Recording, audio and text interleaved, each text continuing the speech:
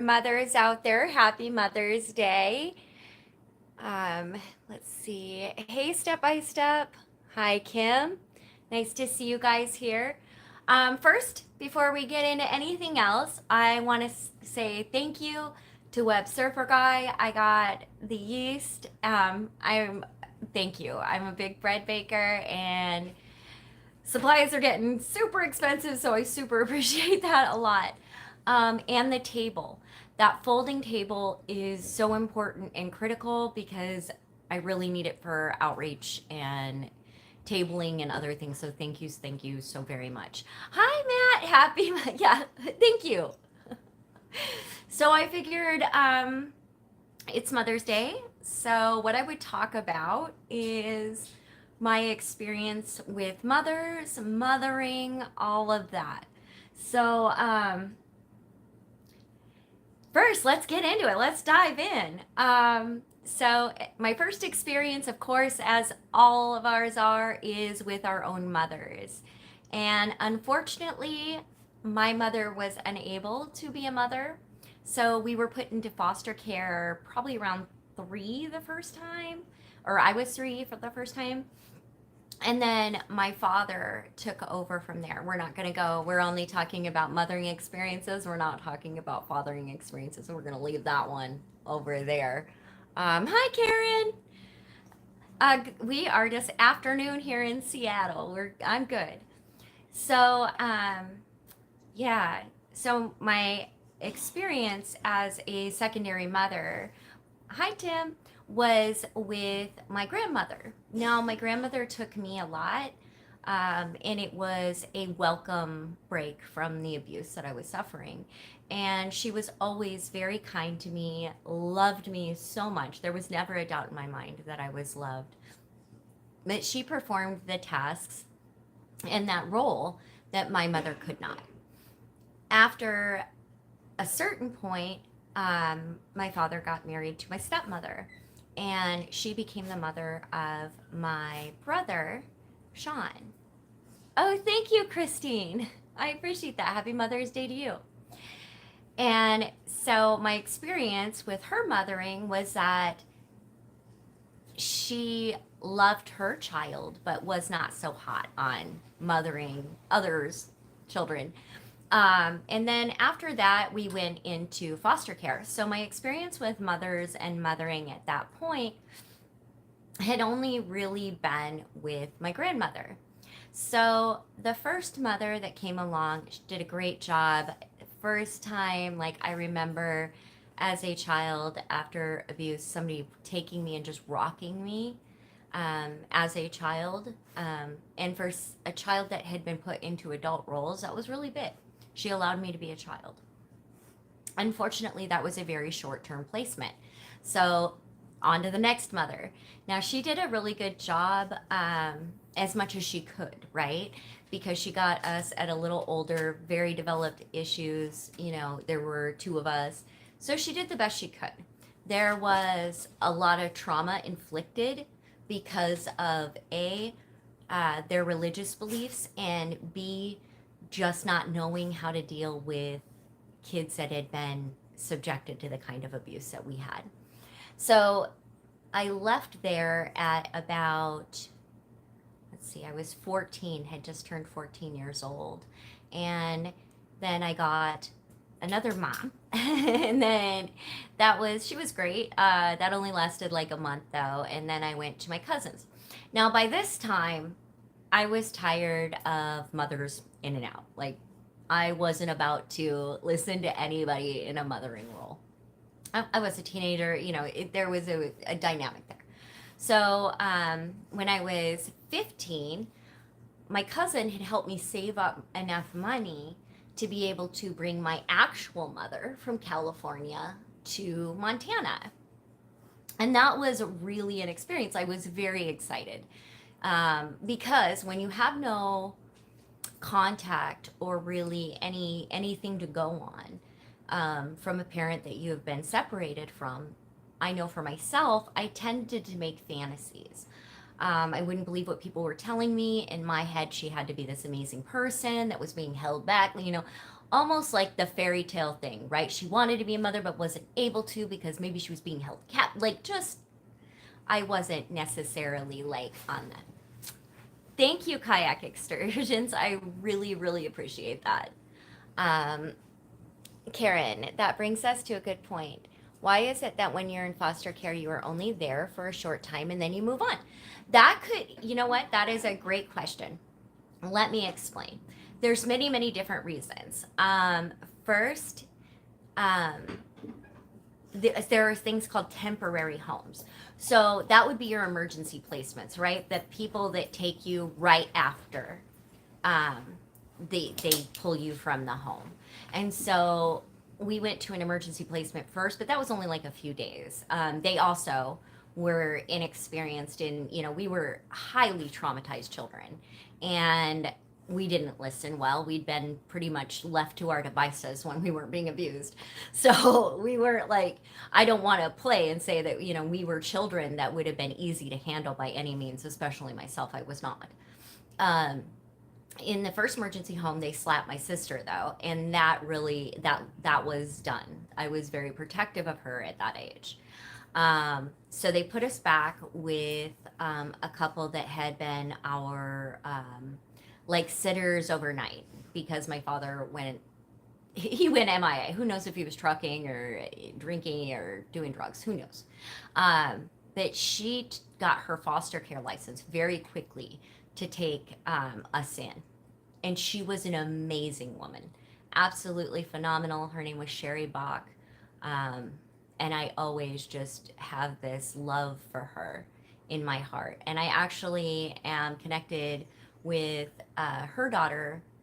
And oh, I'm so sorry. I said Sherry Bach. It's Sally Bach was the mother. Sherry is my sister, my foster sister. Okay, so anyway, they got her license. She ended up getting ill. She had lupus and didn't know.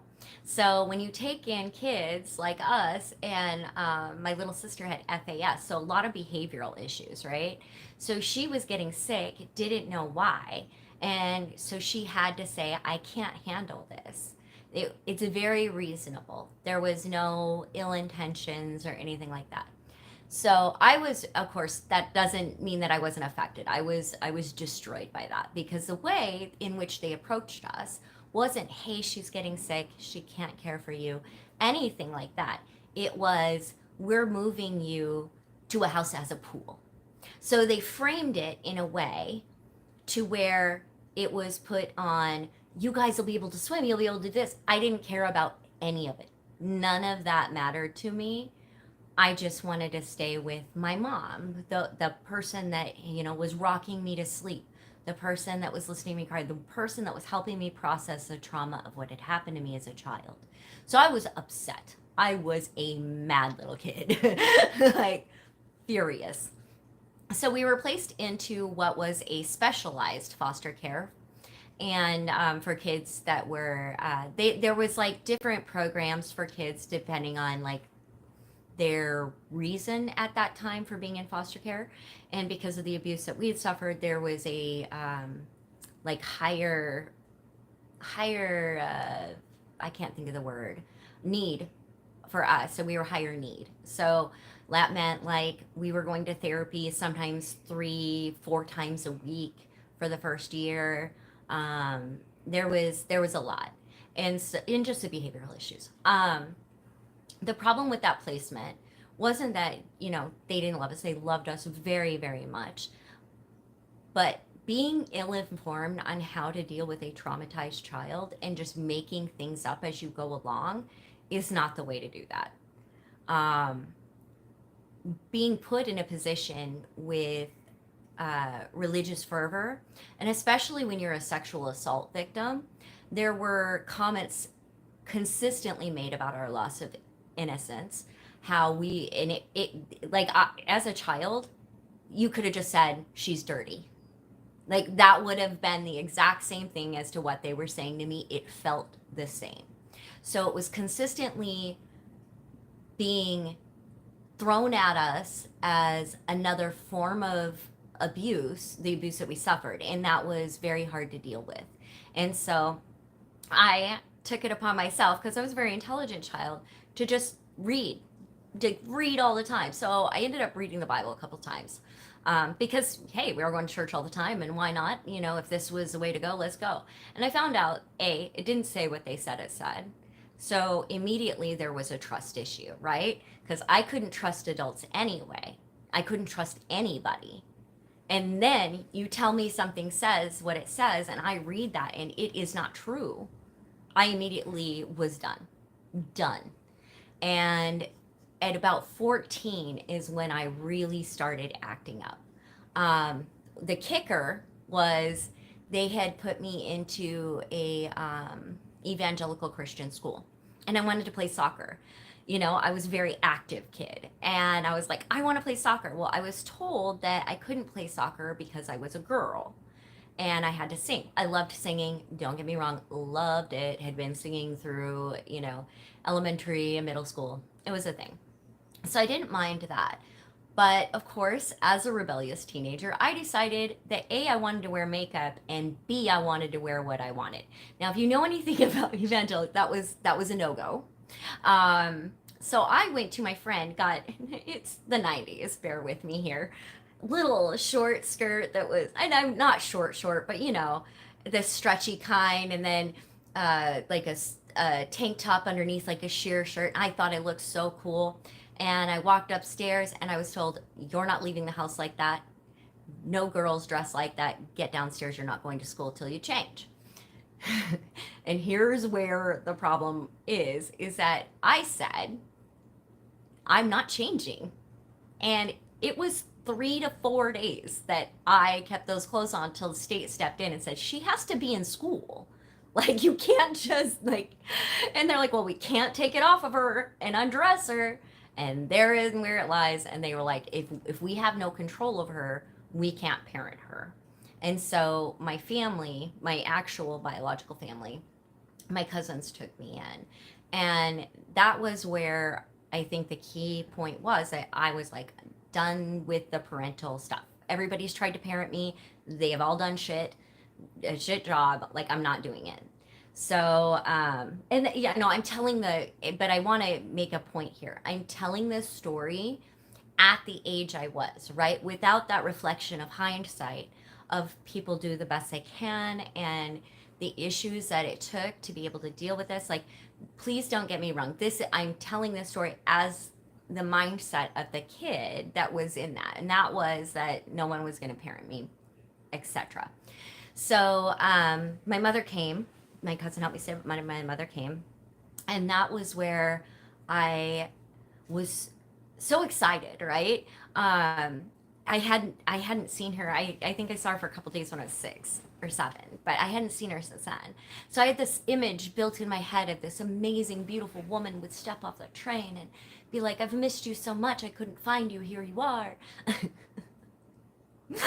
I laugh, but at the time it wasn't funny. Like, that was what I thought. And here comes this woman with sores on her face and body and just looking rough. And she was supposed to stay for like a full week. And she left after 4 days because her drug supply had run out and she couldn't find any there. And all my money had been spent. I did not see that at that time. I just thought, she's like, oh, it's emergency with the boys, my brothers, and I gotta go. And later I understood what was happening. So that was my experience with her as a mother then. But somehow I got it into my head that there was a key thing she said. She's like, well, if I just had help with the boys. And I was like, help with the boys? I could do that. Like, I could help, and she would be able to get out of this situation. She would be able to tell me and be this mother. And, that spun me out. The only reason that she's, I listened to her reasoning without the maturity of an adult that had been through things. And so I acted in a way that was geared towards that child understanding. I'm going to take a break, address some comments, and then I will get back into the other stuff. Hi, Juan. Happy Mother's Day. Thank you. Hi, Sean. Hi, Prospector. Hi, Mobeen. Hi, Zymo. Hi, Lady Unique. Thank you guys so much. I appreciate that. So we'll get back into it again. Okay. So by this time I'm 15, right? Sophomore in high school, having a good time. I was liked by my classmates. I was actually doing pretty well. As compared to how I was doing. Hi, S. Ellen. Where is Rowan? She's on the other couch. Hi. Yeah. I was just telling somebody where you was. I know you see me. Do you want to come here and give me hugs? Come here. Yeah. I see the tail. You love me. I love you. She's wagging her tail. She does not want to come over. She doesn't know what to do. Did she just whine? Rowan, come here. Come here. Come here. Give me a hug. It's okay. Come here. Come. Oh, I love you. I love you. It's okay. Yes, I know you don't like being on camera. It's okay, but okay. Okay, you can go lay down again. I'm sorry. I'm not gonna throw anything at this moment. I will later. Please. Karen, but you made it. That's what counts. Yeah, absolutely. But I do think it's important to go through this story. So, hi James. Hi S. Ellis. So at that point, I just decided she needs me, right? So I talked to my cousins. They're like, we can't control you either. Like, you're just off doing your own thing, hanging with this friend and this friend. I was pretty much just living between friends' houses. I was, getting aggressive with my cousin that was, the same age. And I had a really bad temper and I could get violent at times. So, I mean, not horribly, like, there wasn't too many incidences, but it was an issue. So I understood. And so they were like, we're going to, because my mother had been told me she'd been trying forever and that they took her parental rights without her knowing. Because we weren't just in foster care, we were literally wards of the state. So they took all parental rights away. In other words, we were orphans, no parents. There we go. And she said, oh no, that's not the case. They took it away without me knowing. And she's like, I've been fighting and fighting to get you back. And I believed that. I was like, okay. So I talked with my social worker and she's like, well, we'll have to put you in a group home down in Billings and we'll see how it goes from there. So they sent me to a group home down in Billings. Now, I imagine everybody was just sick of me by this point. But this social worker came in, this new one, and she's like, I just want you to know that you have been through too many homes. You're not going anywhere. You'll be here till you turn 18. And this was at the time, it was juvenile. Juvenile detention had juvenile detention and it had juvenile home, the group home. So for kids that were wards of the state that weren't criminals, you went to the living side. So that's where I was. But it was still very, very institutional like. So I immediately began planning my escape because I was gonna go find my mother. So go skip ahead because this has nothing to do with anything. I broke out, ran away, hitchhiked my way to California, missed her, ended up not being able to find her, and then came back, went to school. I actually went to my science teacher, who I also called mom for a while. She got me into a high school program, and so I could finish on my own at my own time. And so I did that. And then right before graduation, because see, I was still very young. I was graduating when I was 16, so I'd finished the full courses and GED testing, all that. So I'd finished at 16, but by state law at the time, I couldn't graduate until I was 17. So my graduation date was put at the 4th of July. Well, the state found out I was going to school They tried stepping in. Luckily, they couldn't because I'd completed the work. They couldn't pull me out before graduation. So I ended up graduating. Yay. Yay for me. And ended up just skirting the whole thing. They didn't care at this point. You know, I was 17, graduated, went into a job in Wyoming where I had met this boy named Tom and got engaged. And going to Wyoming, ended up, um, there was a, I was being, he ended up abusing me pretty bad. He was beating me. And I decided I wasn't going to take it. I was going to leave.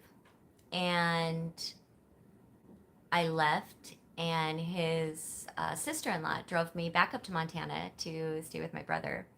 And I was sleeping all the time, sleeping consistently and eating everything in my brother's house.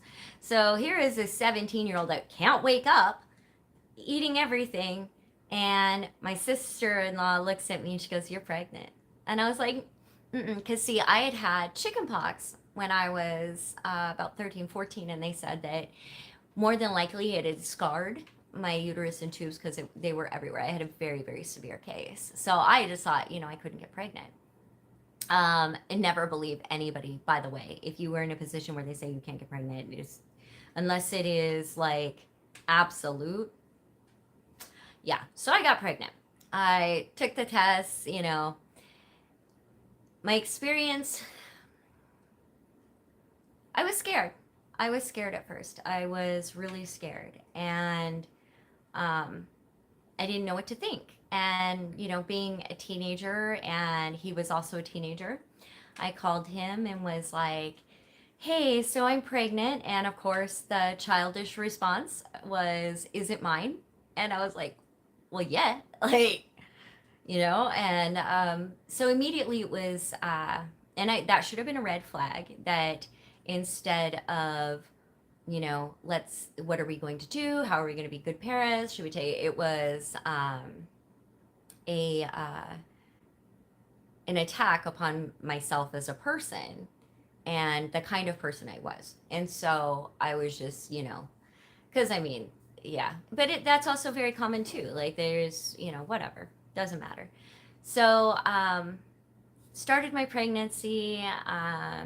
Things just didn't work out between like being able to find a place to stay, and I ended up going back into the foster care system.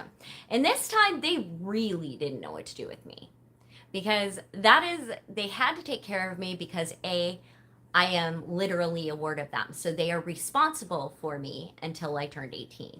And that's actually what I used for them, was to be like, "Hey, you need to come get me." And they were like, "Okay, well, you're pregnant." What I didn't know about the foster care system at that time was that if you get pregnant while as a foster child or foster kid, that baby will also be a ward of the state. So they were not interested in helping me get up. They weren't interested in that at all. They're like, "Well, you need to get a job. Here's a foster home." And then they waited. And then they tried to get me into a program, of course, that when my child was born, that child would be taken until I learned how to take care of that child. We all know now, especially in hindsight, I'm very, very, very lucky that I just decided to leave and go back to the father of my child. And we decided that we were going to try this. We were going to get married. It was, yeah. So during this time, as a 17-year-old, not eating correctly, of course, we were very, very poor. And there was no, at that time, getting services, because if I'd applied for any kind of services, including healthcare, the state would have taken me back and taken my child. So we just, when I say I was starving, it was very close. It was very close. There just was not very much food. I remember us getting a gallon of milk one week and just being so excited, to be able to have a little bit of milk. And then we would, there was Burger King would have like this 99-cent Whopper day deal day. And so that day I got to go have a Whopper. And that was, So I ended up, because no medical care and stuff, I ended up getting what's called preeclampsia. High blood pressure. I was really sick, had contractions a lot. And then his due date, he was due like 2 weeks after, or he was due on the 16th, and he was born 2 weeks later. And I had to get induced, because once you carry for so long, like they have to induce you before the baby gets to the point where they are fully, like, going to be a problem because they can go to the bathroom at a certain point and things like that, and that can destroy your system. So anyway, I got induced. um that was a whole nother experience, and I saw this, it was very scary, because yeah, it was a really, really scary experience. It was an emergency to get him out. They'd broken his collarbone. It was definitely a high risk. So he comes out and he doesn't cry. And at this point, all I know, you gotta realize, all I know about motherhood is books, TV, and I had this big book that said what to expect when you're expecting. And it did not play out. I'm gonna tell you now, that didn't work. Um, so I immediately was just like, they took him to fix his shoulder, of course. And I was just like, immediately every fear that I had about having my child gone was kicked into 1000% overdrive. It didn't matter what they were taking him out for. I was like, I'll be right there. I'll be there. Now, also back in this day, it was very common for women to be told that circumcision was a health issue. And so I actually went with I mean, to the point, I did not leave my baby. I did not leave my baby. They would be like, take it out. I'm not taking it out. I'm not leaving my baby. Like, I was so terrified that someone was going to take my baby. So it's time, to leave the hospital. And I'm like, oh, so excited. I got this little bundle with me, and, I'm off to be a mother. And we leave the hospital and we're going out, and we get a call later, and they're like, we didn't check the wristband. You need to bring him back. I'm like, excuse me? And they're like, we never checked the wristbands. So we have been having alarms all over the hospital looking for this child. And I'm like, so all of my fears at that point about my child just being taken I was like, yep, see, I was right. I was right. Should have been with him the whole time. Um, after that, of course, I called the nurse line a lot. I did not know what to expect. Everything this baby did, I was scared. I remember calling one time. I was like, I don't think he's breathing. I'd woken up from a nap and he was real quiet. And I was like, I don't think he's breathing. And she's like, honey, look at his chest. And I was like, his chest isn't moving. She's like, look at his belly. And I'm like, okay, his belly. She's like, because I couldn't feel like the breath or anything. And she's like, is his belly moving? I'm like, yeah. She's like, honey, he's breathing. It's okay. She's like, boys can be belly breathers. I'm like, okay, all right. Every little thing. I still am. What? A belly breather. You're still a belly breather? Yeah, it's just weird. That's just crazy. So the next journey I had was, they had made a mistake with me, and they had not completely cleaned my system after I gave birth. So I got full body sepsis from parts of the placenta, and I called them numerous times, but it just wasn't, I was young, right? I was 17. I just turned 18. I turned 18 2 weeks after he was born. So I was very young, had no idea what I was doing. And so when something was wrong, it would be placed onto, she doesn't know what she's doing or talking about, not that there's something wrong. Until the day that I dropped with 104, 105 degree fever. the infection had gone completely through my body. Um, and so I was rushed immediately to the hospital. They ran antibiotics. Um, and they ran antibiotics and they ended up doing a procedure called a D&C, and that was 2 days before my husband at the time left for basic training. So now here we are. I just get out of this like really scary situation with this baby, and he develops colic. That was unbelievable. I remember just like I used to have pictures. I lost all my pictures, and well, not all of them. Anything that wasn't uploaded that I hadn't taken a picture of, taking a picture of, on the cloud, I lost everything going into homelessness. So most of the, it's just memories. And I remember, I took him to the emergency room. All he'd be screaming, he wouldn't eat for hours. It was awful. And of course, being a young mother, not knowing what to do, he was on muscle relaxers. They had enemas. They had this and that, and nothing was working. He was losing weight. I would sit and just cry at 2 in the morning, just rocking him. Um, yeah, so that was a difficult situation. And then about oh, there was a whole lot that happened in there, and then I underwent with him. I underwent 3 more surgeries to repair the damage that had been done during the D&C. Was diagnosed with a condition called endometriosis. The doctor took half my uterus, tied one of my tubes, and said, if you do get pregnant, it will have to be soon, and more than likely do not expect to have further children. Endo is very damaging to women and can definitely have an effect on their fertility. So I was like, okay, all right, I processed that.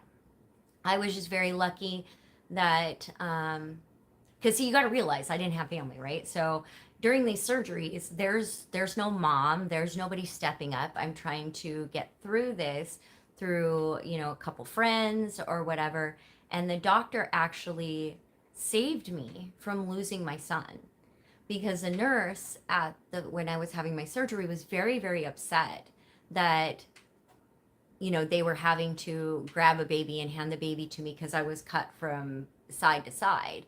And she just thought that that was inappropriate. And the doctor was like, she's breastfeeding. She is, doing the things that she needs to do. She has to have the baby here because of that. She doesn't have anybody else. There's no family to take the baby. So she has to have the baby in the hospital. Well, this nurse called child welfare.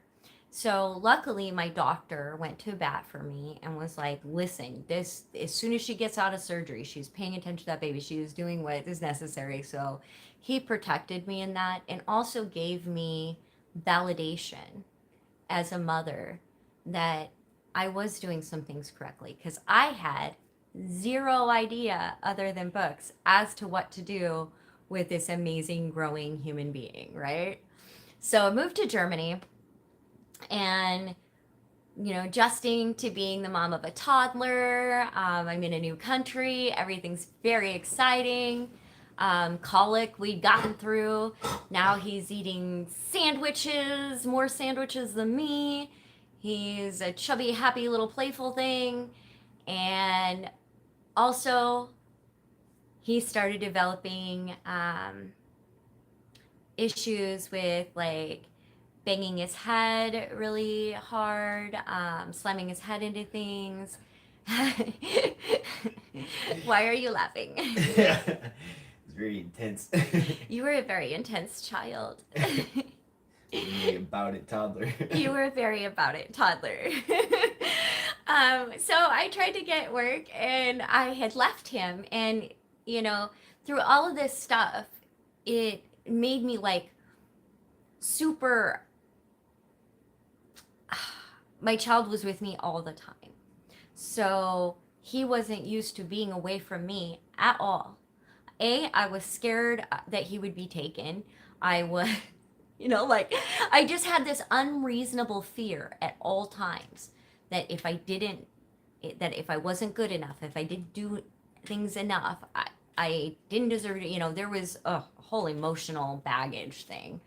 So my ex-husband sergeant was like, hey, my wife watches children, you have an interview. How about, you leave him with her? I talked with her and she's like, okay, go to this interview. It all goes great. Come back. And she goes, no. And I was like, what? And she's like, he went to the front door and slammed his head in it, going, I want my mom. I want my mom. I want my mom. She goes, it was 2 hours. I couldn't console him. If I picked him up, he would scream bloody murder. And I was like, oh. Well, that does it for daycare then. Like, I don't know what to do. So I got this job actually at this selling wine. And it was at this like little, they had like outside the PX, they had like little trailer things. And so I stacked the boxes around like to make a playpen for him so that I could work and sell wine. And the boss was okay with it. Luckily, he was in a very like cool German guy that was just awesome, very exciting. Um, and and then I met my friend Micah, who is like she was my best friend in Germany. We went everywhere. She was a friend that didn't, even though she didn't have children, she was like their auntie. So she was about my kids, about me, about my family. And it was just wonderful to have that kind of friend. And it's funny because I still have her on my Facebook and she's doing amazing and has a child now. And oh, I wish her the best. She has no idea what a light she was in my life then, like truly. So Micah, if you're ever listening, I love you. Thank you for that. Julia, thank you. So it's TJ's about, let's see, what were you, about a year and a half? Not even a year and a half.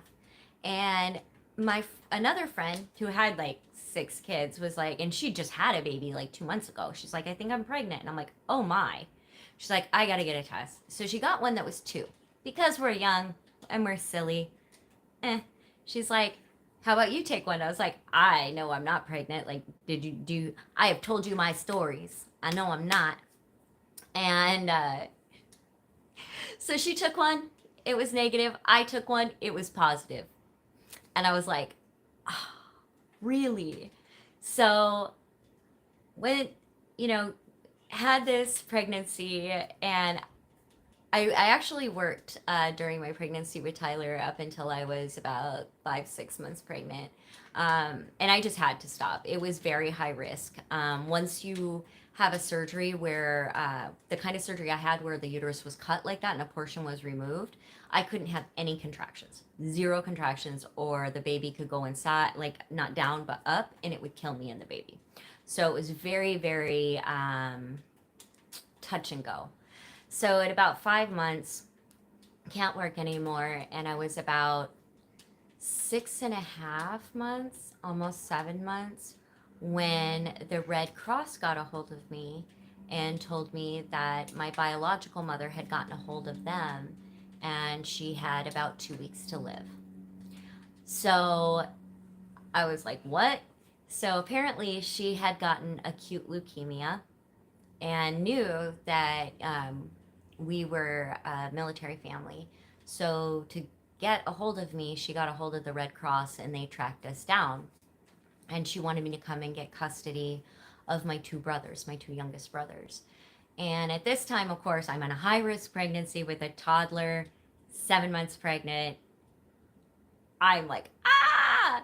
So my doctor's like, I can't tell you, this is a situation that you're going to have to decide, but I don't recommend you flying. Like I do not, and if you do fly, you got to go now and get back. Like, you cannot fly after that. This is dangerous. And I was like, okay. So we immediately, we got our stuff together. We flew over to California. again to meet this woman. I hadn't seen since I was 15 years old. I am big and pregnant. I have my son. Meet at the airport. And it's funny because my ex-husband had never been anywhere. He's from Wyoming, so he's immediately terrified because we're straight flying into Oakland. And he has zero experience with cities or bad place or like places that, you know, may be a little sketchy in different cities. So he was terrified. This poor boy was scared.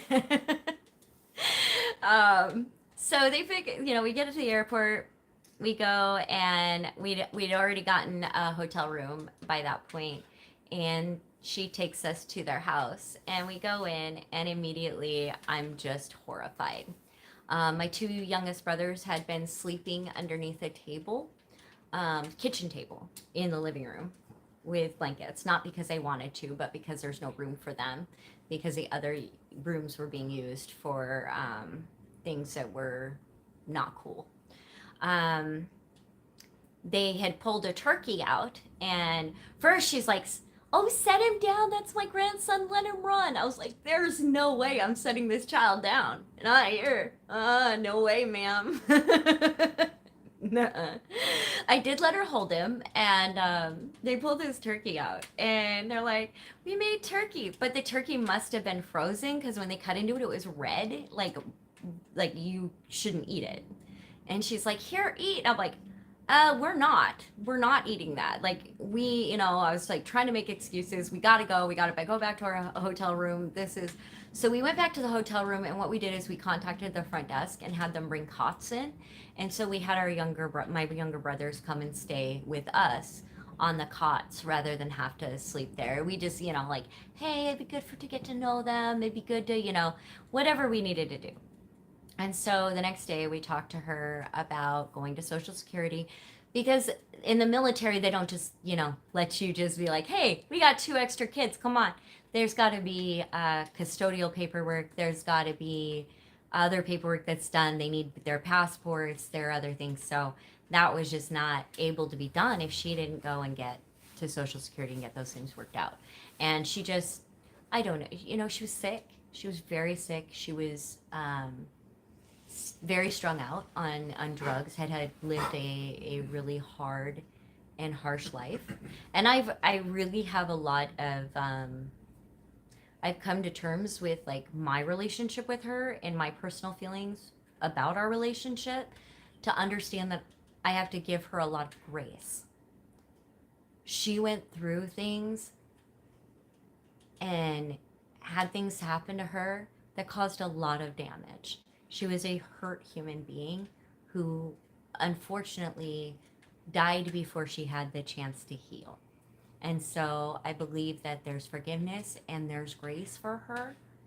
And I don't even forgive. I don't believe in forgiveness, but I understand. And I wish she had the kind of adult that would have helped her. Oh, hi, Kim. Hi, Only Greg. So that wasn't able, she didn't do the paperwork. We had to fly back to Germany. By this time, like, it's touch and go. Like, my feet were, it was bad. And so I'm having contractions in and out, contractions in and out. And it's like late one night, and I'm like, this is it. And I'm only 32 weeks at this point. So go to the hospital. I am having contractions. They're giving me, what was it? It's some medication called, what is it called? It starts with a T, but it's actually an asthma medication, but it's used to interrupt preterm labor. And so they had given me a bunch of that, and I'm shaking by this point. You know, it's so much that I'm just like shaking, and like they'd given me too much of the medication. And there's a guy, and he's walking by my room, and I am just not okay. I'm contracting. I don't feel like, I'm feeling real rough. I'm terrified. And the one that's supposed to be my doctor is just being a jerk and not understanding what's going on. So she came in, the nurse came in behind this guy, and this guy looks in the room, and he looks at the nurse and he goes, "Don't you give her that again. And if she's still having contractions, in 10 minutes, we're taking her in." And this nurse, literally rolled her eyes at that doctor and gave me that shot. And I immediately, within seconds, went into a grand mal seizure.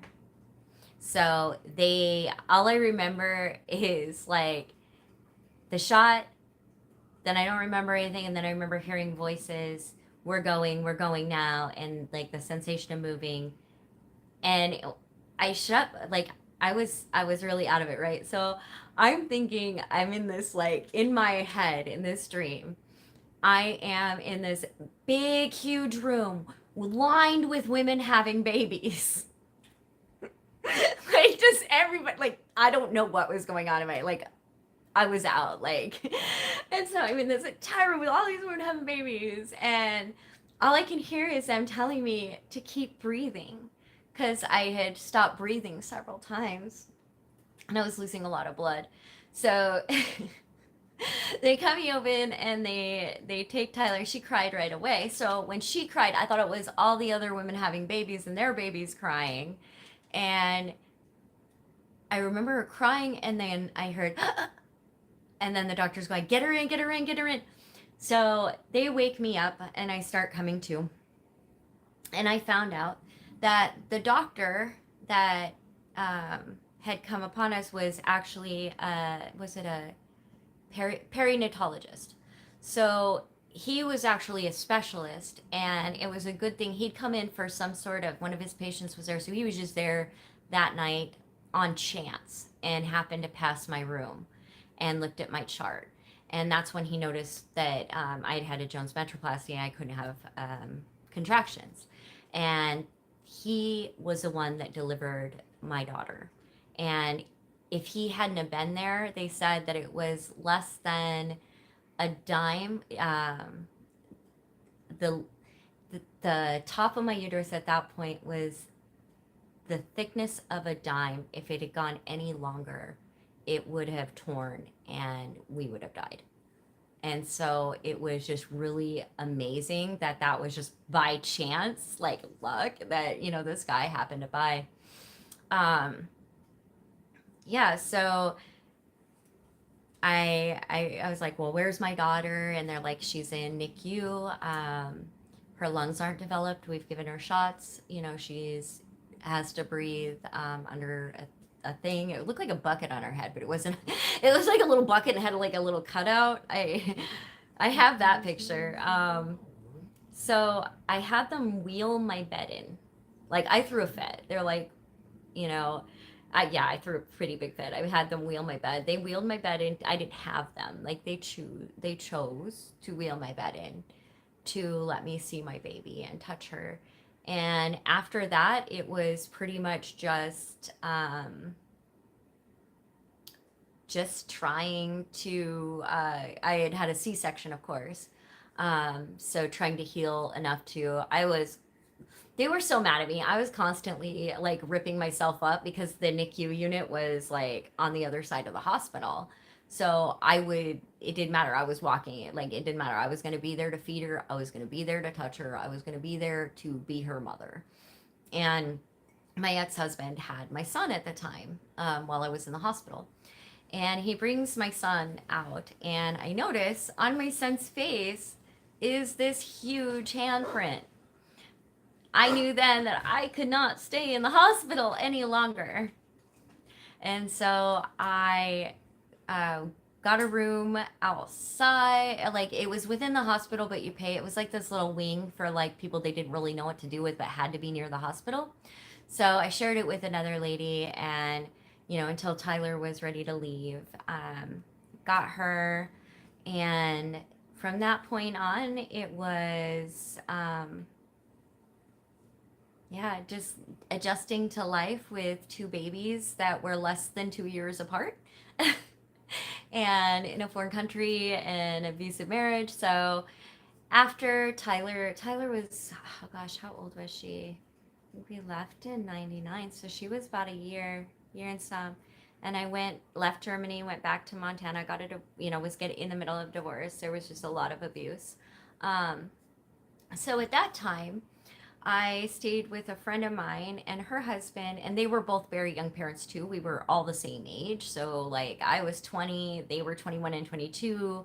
Like they weren't didn't have a huge ability to help. Just let me stay for a little bit until I could find an apartment. The problem was is the only job in this little Montana town of like I don't know, 2,000 people was part-time at the grocery store. So I had this little getup where I would put Tyler in this, like I had this back carrier that had like a sturdy frame, and TJ went in the stroller, and I would walk a mile into town, drop the babies. Oh, just 1 second. I was getting a phone call. So I was doing this and getting paid what at the time was $5.25 an hour with no benefits and none of that. So it wasn't going to work. It just was not going to work. And, again, no family. So I'm thinking to myself, what am I going to do? Well, a friend of mine that had lived below me in Germany lived in Wisconsin. And she's like, listen, I live in a um, small town. It's got a college here. We could live together, raising our kids, single parents. That only works, like that's a great, that's great in theory. So I moved, didn't really work, got with a guy, and 2 weeks into it, I end up having major seizures and life flighted to Marshfield. Well, I have no family, so there's no one to take care of my kids. So luckily, him and his family stepped in to care for them for a couple weeks. Now, where I got twisted is after that whole thing, everything went by. Um, me and the person were not necessarily working out, but I felt obligated because they had helped me, of course, when I had this need, and so I almost, I had this like sense of obligation to be in this relationship. So soon in, I ended up getting pregnant, and it was happy. It was a happy thing. Like we were really thrilled, and it was really exciting. I told everybody, expecting this, this miracle baby. That I, it was really crazy. And then,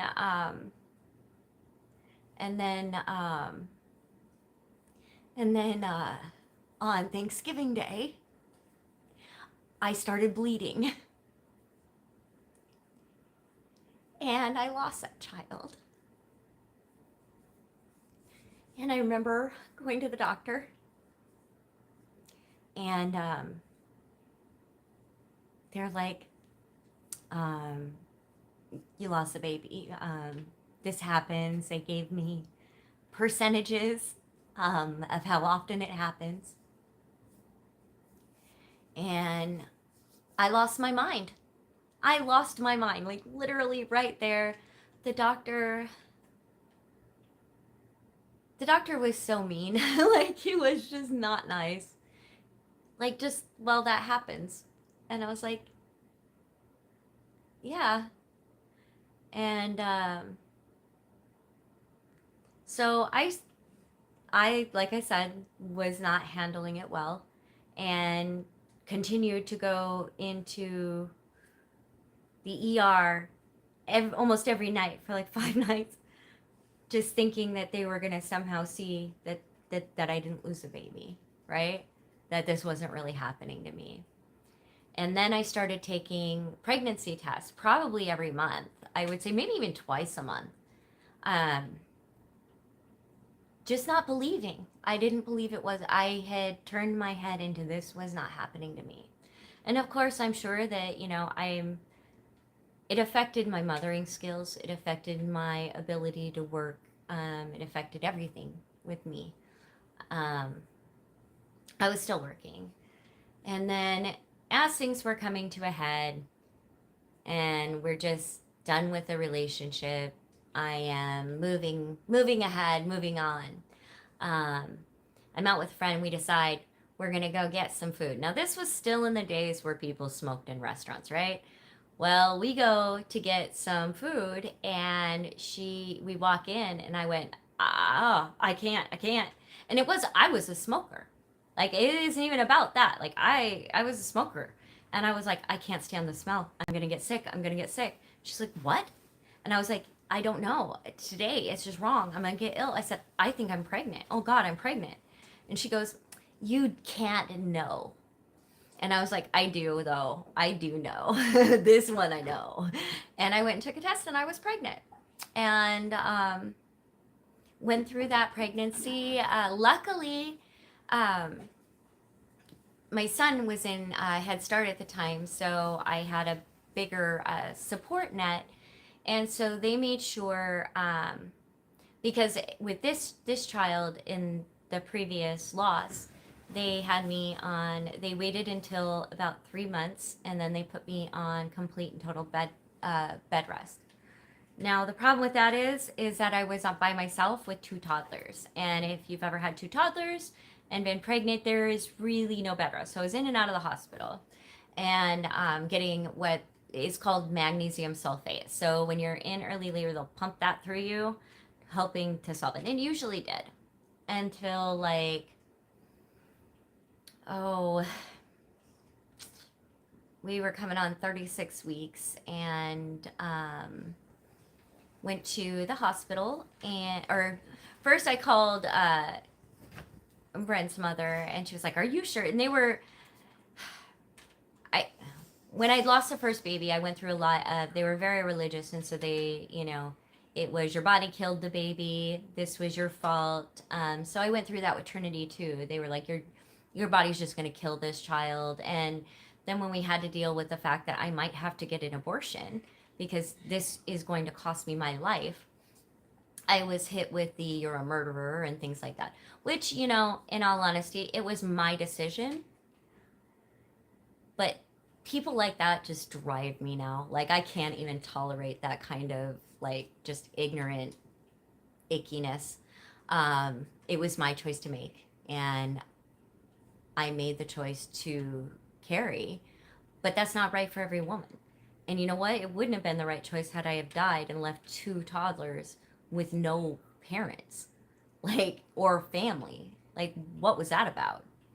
So I called her. It's in the middle of a blizzard in Wisconsin. So we are trying to make our way because I can't have the child at the hospital in town because they have no specialists. They don't know how to handle a high risk pregnancy like mine. So we had to go about an hour and a half, get there. I'm contracting. The doctor puts in the spinal block and she's like, we're going.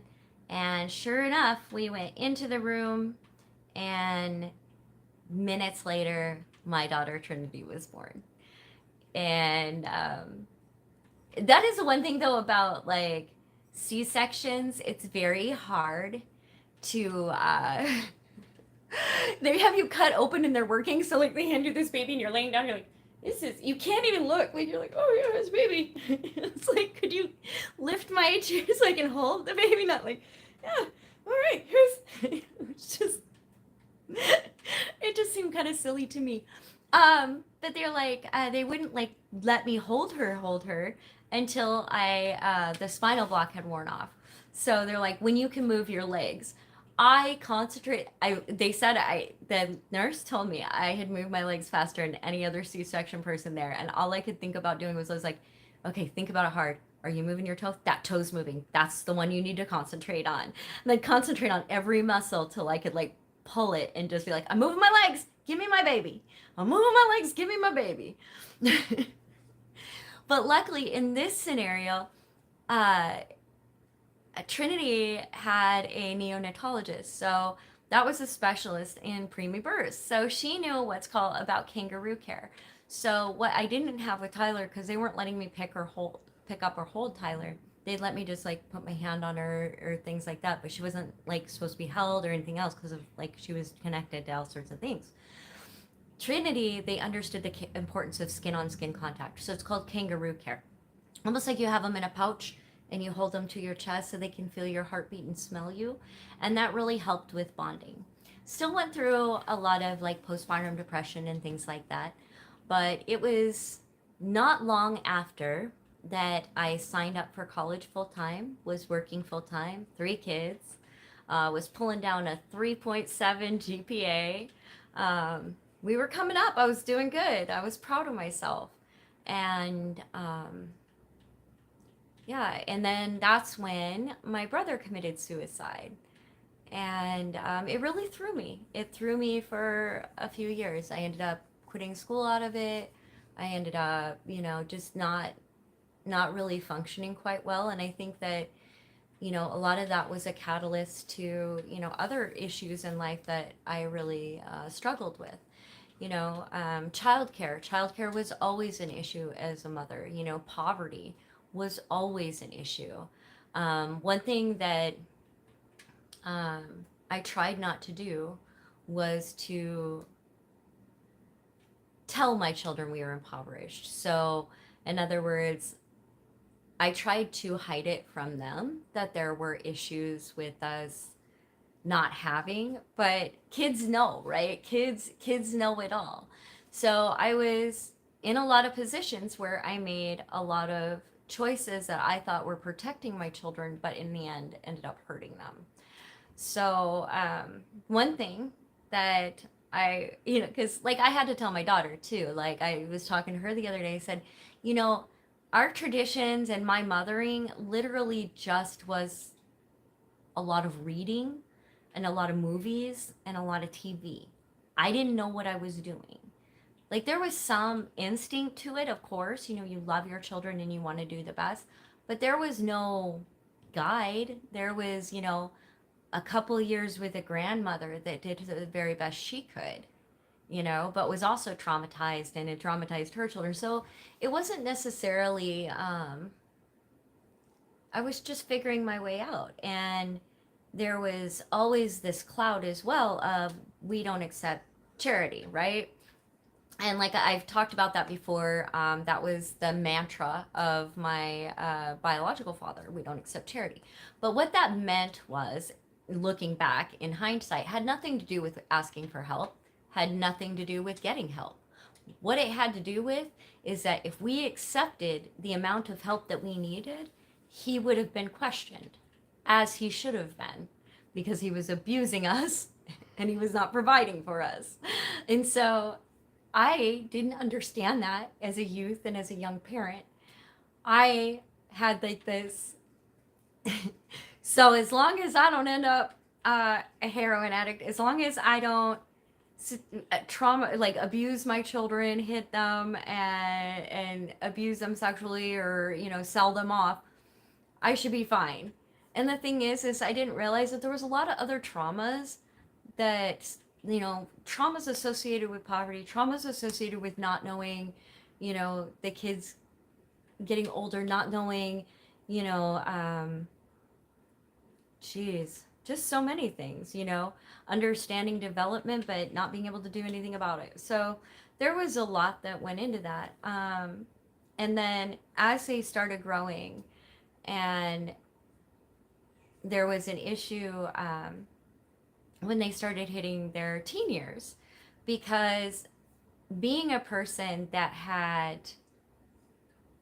been in an adult position very early, I cognitively looked at my children's ages as much older than they were. So their mental capacities being older, you should be thinking like an adult, all of those things. So there were a lot of problems with that. I would say that my favorite times with my kids and the things that I'm most proud about would probably be I went and I was really big on them eating well and eating healthy. Um, but to me, healthy just meant like homemade. So there was a lot of like fresh cookies in the wintertime. If they had to walk home from school, I made sure that I had a pot of hot chocolate going so they could have hot cocoa and cookies. Thank you, Kayak Excursions. I really appreciate that, and thank you. Um, some cookies, and I would involve them in activities. We would go places. I tried to be their biggest cheerleader. Um, and then as I got older and as the mental illness became more and as everything started stacking up, I became a not so good mother anymore. And I would rage, I would I would think that they were bullying me as adults, not knowing that it was a child and children can just say mean things. Like it wasn't, you know. So yeah, that was very difficult. Um, then of course, um, so we're sitting one night and TJ's at a friend's house and I'm watching something with Tyler. She used to just come sit on my bed. Trinity was at her dad's. Oh, and there was a lengthy custody battle with Trinity, which after my brain injury, I pretty much lost custody. I didn't lose custody. I had joint, but I couldn't make it to Wisconsin. And I had such I was not at a point after my brain injury. I had a lot of issues with anger, and my psychiatrist also did not want me going up and putting myself in that situation in Wisconsin because it could lead to bad consequences. So, but Tyler's sitting with me, and we're watching TV, and the phone rings, and I pick up the phone, and and it's my ex-husband's son, and he said Philip hanged himself, and I said, well, what's going on? What do you mean he hung himself? Well, you know, and they were at their mother's, and he's like, I don't know, I cut him down, he hung himself, they're working on him now. He's like, call my dad. And his dad, my ex-husband, was offshore. And I called his cousin and I called his work. And so he called his son, and that's when we learned that his 15-year-old son had gone into the barn and hung himself, and that he was no longer with us. And so, and even though I was the stepmother, it still affected me. And it still affected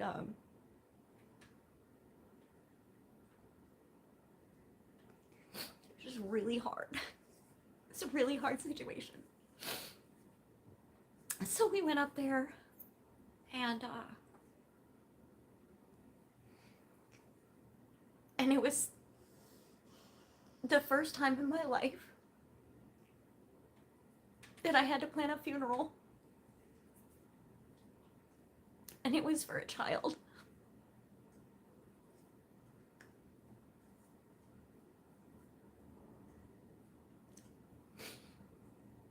And I guess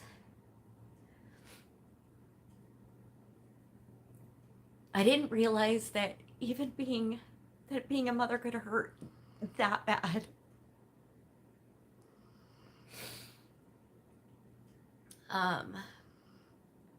And that's when I learned. I mean, I knew that you don't own children. And logically, they are their own people with their own minds, their own ways of being. But it was the first time that I learned that you can't make them live. You can't make them want to live.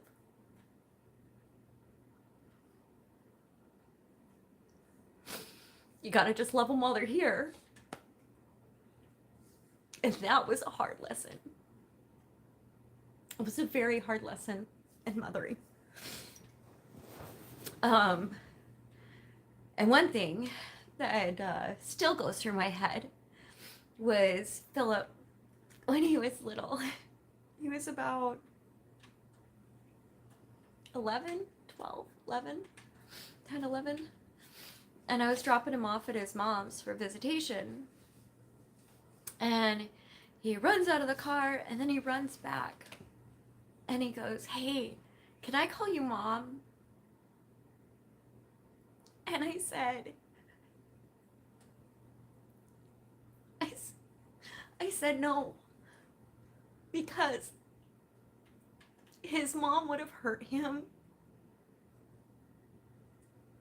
because of it. And I didn't. I loved him so much, so much. And to this day,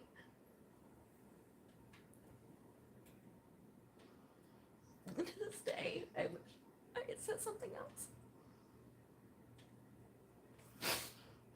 Sorry. So we went through that, and then our family just kind of shattered. And the kids were older. I stopped caring really what they did. I was just lost, very lost. And then, you know, us as adults were lost. Of course, the children were. And so they became adults very quickly as well.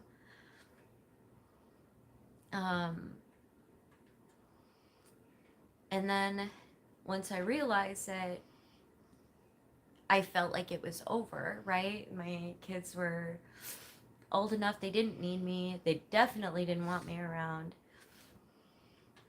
I didn't handle it well. You know, my drinking had gotten out of control in a large way. Brain injuries, trying to commit suicide myself. I was very injured as a human being.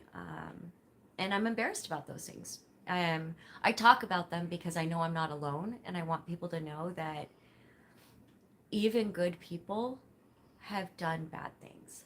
And I have done things that I'm ashamed of. I've done things that I'm embarrassed by. I've done things to hurt other people. I can't change those things, but I can get better and I can do better. And so my next experience with mothering was, of course, that's the thing though, right? You're always a mother. You don't stop being a mom. Like this whole, well, 18 years. Nope, it's a lifetime. You're a mom forever. You're forever. And I thought that my time of being a mother was over, and I had failed so significantly that I wanted to die. And part of that is mental illness. Like, luckily I've, gotten treatment and things like that. So then later, me and TJ, went up to Montana and then back down and around and all over the place. And Tyler stayed in Louisiana and finished up school. And then I left, and and when I came to Seattle and I was homeless, because that's another thing too, the whole why doesn't she leave? Because sometimes people are scared of a tent under a bridge. Like, I know that I got that question a lot as well. Why didn't you just leave with the kids? It's like, well, because, what would be worse? We don't know what's worse for them, right? You don't know. So, and it was funny because I didn't even think that my son knew that I was kind of going through like this empty nest, feeling unneeded, unwanted, all these things. And he brings me up to this campment with a bunch of just like young adults, youth. And he's like, "This is Mom." And everyone started calling me Mom. And he's like, "And now you have an encampment of kids to take care of." And I was like, all right. Got a pantry together, started talking to him, And that's actually how I became known as Street Mom. And that's, you guys know the rest of that. So that's just kind of a rundown with my experiences. And of course, now I'm a grandmother. And so I, number one, make sure to lift their mother up as much as I can. Um, and a lot of that's through my own experiences of just not having somebody. Now I know how to be the person that somebody needs. So I try to do that. I try to be the very best grandma that I can be. Um, I think I do all right. Yeah, as a matter of fact, Amelia's gonna come stay and have a grandma night with me tonight. And that's where it goes from here. I'm very lucky that all of my children have decided to join me in Seattle, and that makes me super happy. Um, they all talk to me. Um, One is now, making very good use of my controller. Oh yeah, boy. um, but yeah, that's been my experience. That's been an overview of my experience with mothering. There's tons of stuff, of course, as everybody knows, in mothering. So Matt, asked what game? Uh, I believe it's called Descendants. It's on Xbox Game Pass, but it's a like BMX biking game. Okay, cool. I'm gonna read some of the comments. My nose is all stuffy now. Same. Yours too. Did you Yeah, cry? bro, I was crying over here while I'm trying to win a race, and I'm over here crying. I can't see nothing, bro.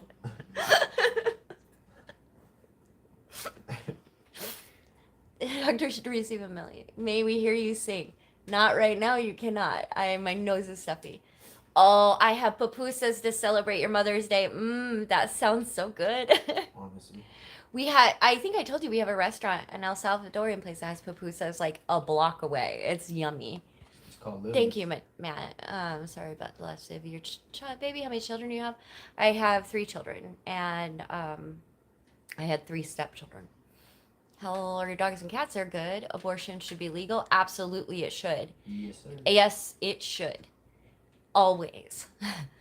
And though, like, it blows my mind that it just drives me. My mother's father and my mother's sister's son, my cousin, committed suicide. I'm sorry to hear about your loss. Thank you, Kayak Excursions. You have a very hard life. Life is just hard. Yeah, glad the Lord has brought you through. Society brought me, like people brought me through, right? There was always people stepping in to be the person that I needed. And I didn't make it through all right, I was like, all the time, right? Like I needed therapy, I needed stuff like that, but I don't think it was due to any deity that I got through. I'll be honest. Definitely hope. It was hope. Well, yeah, there's always hope, but it's like looking forward, believing, having trust in A fighting spirit. yeah, A fighting for love for everybody and everything. love. Just because you don't like something doesn't mean you don't love the world. Yes, and always work on you can't Always. change the past, but you can do better later. Like you can work on doing better and being better, you know. So anyway, that's my Mother's Day talk. I appreciate you all so much. Any questions? Any comments? Go ahead. Sorry about the emotion. Like I think that motherhood is emotional sometimes, and being a mother is hard. I remember. I was gonna talk about that too, and I forgot What? about when I was talking about the poverty. About how I would. It's like you're constantly playing this game of like, I would pay one thing and then another thing couldn't be paid. So we never had hot water Yeah. in the summer We didn't need it, bro. What are you talking about? because I would just heat water or, something like that. But we never had hot water in the summer because I couldn't pay the gas bill. Or if the electricity bill couldn't be paid, we just have a game night with candles and stuff, and all chill in the living room. That was a good time, bro. Oh. It's all about reframing everything, Well, remember the eating thing I taught you, like that was Bro, I could cook out of nothing, bro. cook out of nothing. It's actually pretty good food too for you. If as long as you got seasonings, you are good to go. Right? Good to when go. I was hitchhiking, that's all I carried on me was seasonings and a guitar. Right. So anyway, guys, thank you to all the mothers out there, and I think that this is a complicated journey as a mother. And so I wanted to speak to that because, you know, unless you give all the different facets, it's hard to know just how hard that journey can be sometimes. So anyway, I am sending tons and tons of love to you, and it's a good day, and I am painting up a storm. I have, if you haven't checked it out, check out my Instagram and my latest pieces on there. So you guys have a great day. I will talk to you later. Bye.